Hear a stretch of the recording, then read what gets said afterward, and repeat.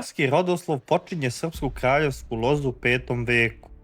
Na samom početku stoji ime Svevlad I, ne Nemanja, ne Vlastimir, već vladar koji prethodi svima. U letopisu popa Dukljanina, nastalom u 12. veku u Duklji, Svevlad I se navodi kao srpski kralj i rodonačelnik loze. On je postavljen na početak vladarske linije, koja će kroz generacije dati nove kraljeve. Tekst ga ne opisuje kao lokalnog starešinu, već kao vladara sa teritorijom i naslednicima. Rodoslov izlaže strukturu: Svevlad, njegovi sinovi, unuci, dalji naslednici. Svaka vlast se prenosi krvnom linijom.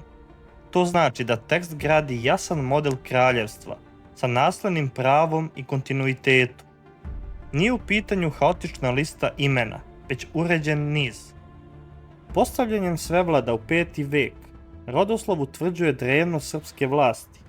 Početak loze smešten je u vreme kada se ruši zapadno rimsko carstvo i kada Balkan ulazi u novu epohu. To znači da srpska kraljevska vlast po ovom tekstu postoji vekovima pre Nemanjića.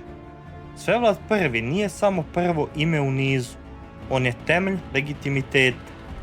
Jer ako loza počinje u 5. veku, onda kasniji vladari ne stvaraju državu od nule, već je nasleđuju.